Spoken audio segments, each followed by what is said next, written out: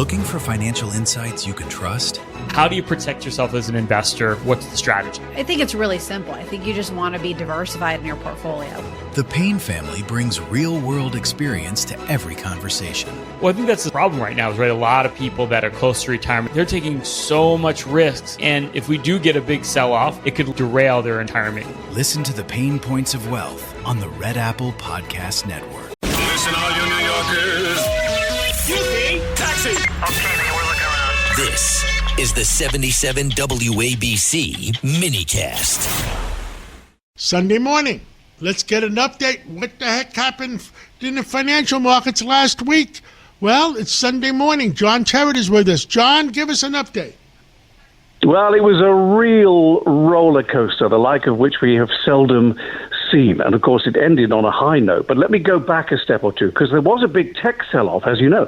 And the reason for that was that there's a fear on Wall Street that AI is now going to take our jobs sooner than we thought and reduce the need for quite so many software companies. Now, these software companies who either make software or use it, of course, are very high-value companies on Wall Street. And clearly, they're not all going to survive over time, just like some of them didn't back in the dot-com bubble era in 2001, 2002.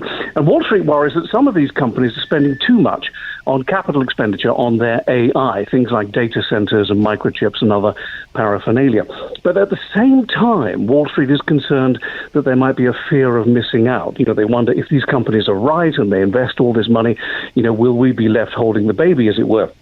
Now, what happened last week, a company called Anthropic from San Francisco basically put out an update to an AI legal tool that it has. And this legal tool is so sophisticated, it can destroy basically all the other legal software out there. It's better than they are, and it's AI. And it also reduces the need for so many lawyers as well. So this sparked the sell-off. But it's not a new fear, because we've been talking about this for the last 2 years. So I'm not really sure why it caught fire last week in the way that it did, but Anthropic seemed to have been the starting point.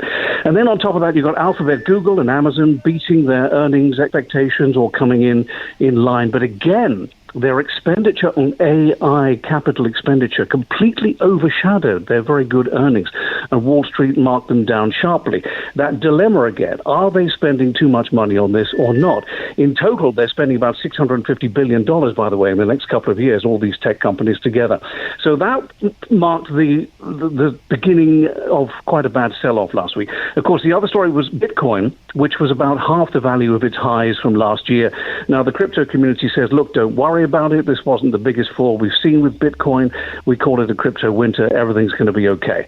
And so we turned to Friday, and it turns out that things were okay, because Bitcoin shot up by about 12%. It was around $70,000 per token, whereas it had been down to 62, 63, something like that. And of course, as you predicted, and I know that you're always right, but as you predicted... Not always. But more so than not. Dow did it.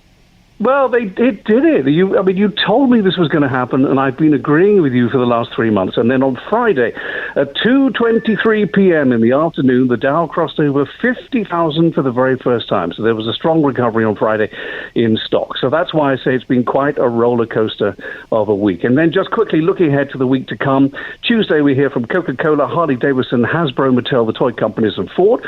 On Wednesday we got CVS Health and McDonald's, and the jobs report, of course, Jobs Wednesday coming up. Very unusual. Thursday, Coinbase, which is a cryptocurrency exchange. And next Friday, we get CPI, the inflation data. I wonder whether it will be as exciting. What is the pulse? Why did Bitcoin fall so much? What is the rumors in the street? Well, the problem is that, unfortunately, Bitcoin, as you well know, is not really tethered to anything. So the dollar, for example, is tethered to the full faith and credibility of the United States and the United States government. Crypto is just where it is because people want it to be where it is. And it's all based on sentimentality with crypto. And unfortunately, the sentimentality just ran out in the middle of last week, along with all the other geopolitical stuff that's going on in the world. People just lost their nerves, and enough big investors just decided to cash out. But the important thing to remember is the crypto community, the diehards, they don't care. They reckon this is just a crypto winter. We've seen it before. Everything's going to be okay. Thank you so much, and we'll catch up with you again real soon. Yep, see you next Sunday. Thank you, John. Thank you. Looking for financial insights you can trust? How do you protect yourself as an investor? What's the strategy? I think it's really simple. I think you just want to be diversified in your portfolio. The Payne family brings real-world experience to every conversation. Well, I think that's the problem right now is, right, a lot of people that are close to retirement, they're taking so much risks. And if we do get a big sell-off, it could derail their retirement. Listen to the Pain Points of Wealth on the Red Apple Podcast Network.